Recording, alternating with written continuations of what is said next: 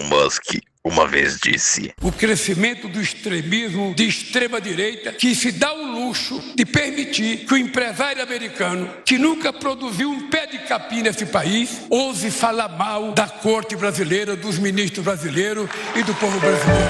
Por mais que Lula tenha falado que Elon Musk nunca produziu um pé de capim, eu tenho certeza que um empresário dono de mais de 5 empresas certamente contribui mais para a humanidade do que tantos ministérios inúteis que a gente sustenta e que a esquerda defende. Mas existe uma empresa em específico de Elon Musk que tem feito muita diferença no Brasil e no mundo. Por que a Starlink é tão revolucionária? Qual é o papel da Starlink na defesa das ideias de liberdade? Fica comigo até o final, que é sobre isso que a gente vai falar nesse vídeo. E antes da gente começar, se você gosta desse tipo de assunto, se você se interessa por temas como economia, investimentos e liberdade, eu peço que você se inscreva no canal, porque isso me ajuda muito. Mas vamos então para alguns dados aqui. Bom, essa matéria aqui mostra que o crescimento da Starlink no Brasil praticamente triplicou em 2 anos. Teve um crescimento de 260%, especialmente na Amazônia. E o que justifica esse crescimento? Eu já vou chegar nessa parte do vídeo que fala das vantagens da Starlink, mas o ponto é que com a internet via satélite, o sinal ele consegue chegar em regiões onde a internet via fibra ótica, por exemplo, não chega. Então é por isso que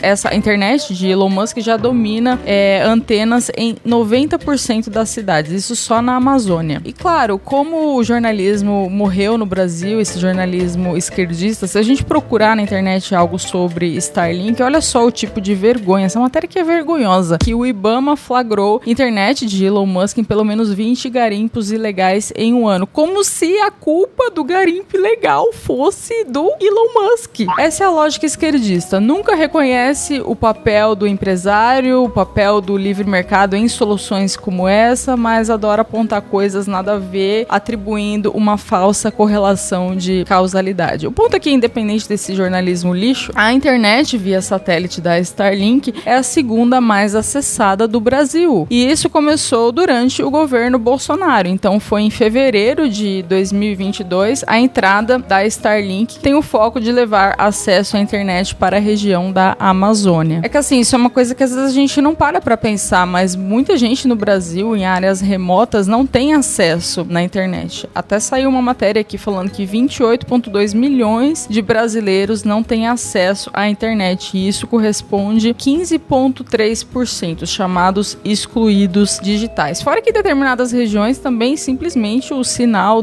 pelas vias tradicionais, sem ser via satélite, não pega. Como é o caso aqui, dados do Ministério da Agricultura, cerca de 70% das propriedades rurais não têm acesso à internet. Hoje no Brasil, a internet é dominada por 4 principais empresas, que é TIM, Vivo, Oi e Claro. E assim, são empresas privadas, mas altamente reguladas pelo governo através da Anatel, Agência Nacional de Telecomunicações. São esses órgãos reguladores, como no caso da Anatel, que impedem a livre concorrência. Então, por isso que a gente tem essas 4 principais, porque imagina, se você cria uma empresa ali de comunicações, telecomunicações, se você vai competir com essas outras existentes, se você tenta oferecer algo melhor, você precisa pedir a bênção do Estado para oferecer algo melhor para os consumidores. É esse o papel dos órgãos regulamentadores. Então, o papel de quem trabalha nesses órgãos é atrapalhar o mercado mesmo, né? Imagina a pessoa passar o resto da vida com essa função, né? Atrapalhar o livre mercado. Eu consideraria isso quase um desperdício da própria encarnação, mas até aí, né? Cada um faz o que quiser da própria vida. Em termos mais técnicos, assim, daquilo que funciona melhor, gente, eu não sou especialista na área, mas o que eu procurei aqui é que, de fato, a Starlink pode ter a velocidade 2 vezes mais rápida do que as redes de fibra ótica tradicionais. Entrando aqui no site da Starlink, a gente consegue ver o mapa onde a rede está disponível. E está disponível em praticamente o mundo todo, exceto nos países lixo, tipo Venezuela, Cuba, China. Nossa, Comuna adora a China, né? Só um comentário aqui aleatório. Comuna ama a China. É uma mania de querer botar a China como, nossa, a China vai dominar o mundo. Há 10 anos eu ouço que eu tenho que aprender mandarim, né?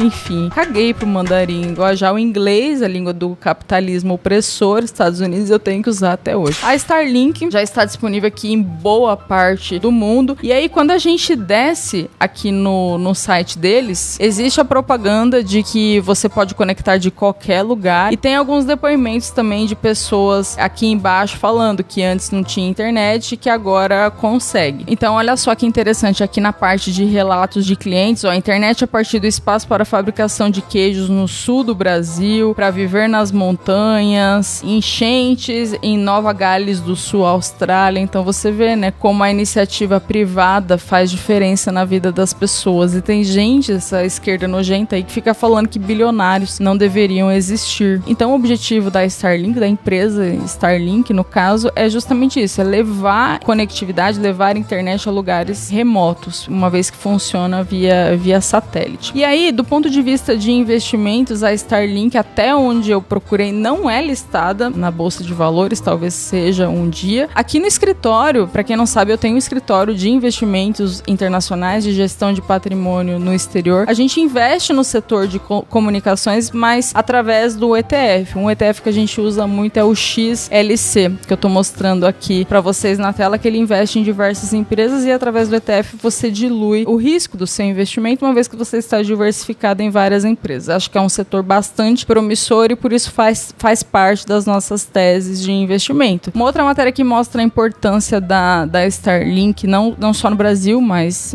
no mundo, é essa daqui, que eu tô mostrando para vocês, que fala que 60% dos satélites ativos hoje pertencem à Starlink. Então, é bastante coisa. E aí, em termos de liberdade, olha só esse caso aqui que aconteceu. Uma mulher, ela foi assassinada no Irã. Mataram a moça porque ela estava usando o lenço de forma errada, né? E isso, obviamente, gerou muitos protestos no Irã. E aí o governo, que fez, foi lá e baniu a internet para tentar conter os protestos. Foi quando a Starlink disponibilizou acesso à informação àquelas pessoas que estavam protestando para que não dependam da internet controlada pelo governo. Então o artigo ele conta, ele até vou deixar na descrição, todas as referências que eu uso aqui eu deixo na descrição, mas o artigo ele fala sobre a questão da Starlink em relação às ideias de liberdade, porque a gente sabe que a liberdade vem através da informação e os governos cada vez mais ao redor do mundo tendem a controlar a informação. Tanto que uma questão muito sensível que vem sido discutida no Brasil, que todo mundo praticamente está sabendo disso, quem não está sabendo disso, clica nesse vídeo aqui que eu conto a treta, os detalhes da treta do Alexandre de Moraes com Elon Musk, mas existe um debate a respeito da censura, a respeito de contas que foram deletadas,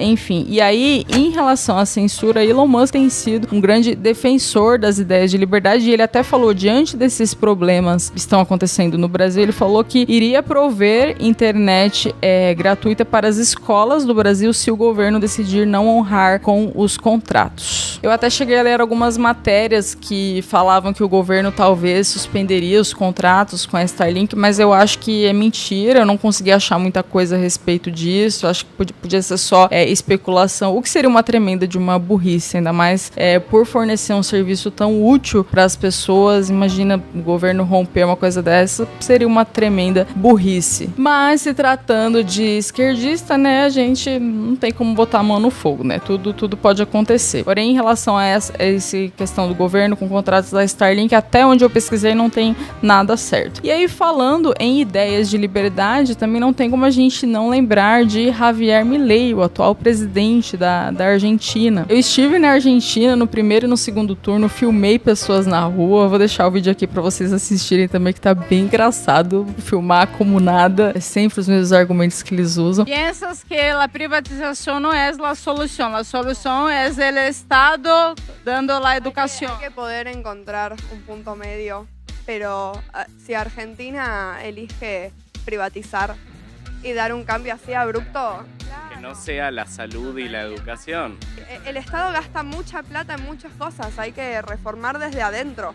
¿No piensas que el Estado ya eres muy grande?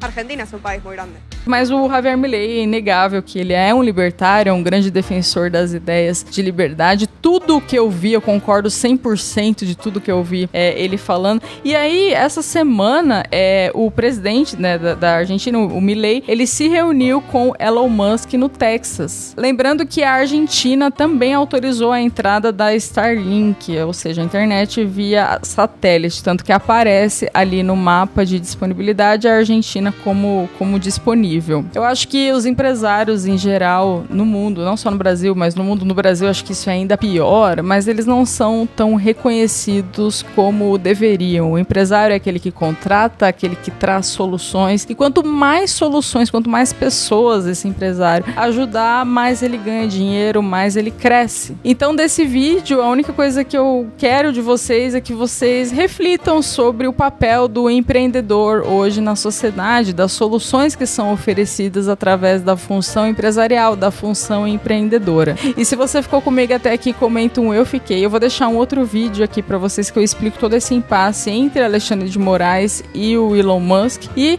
muito obrigada por assistirem, pessoal, e até a próxima.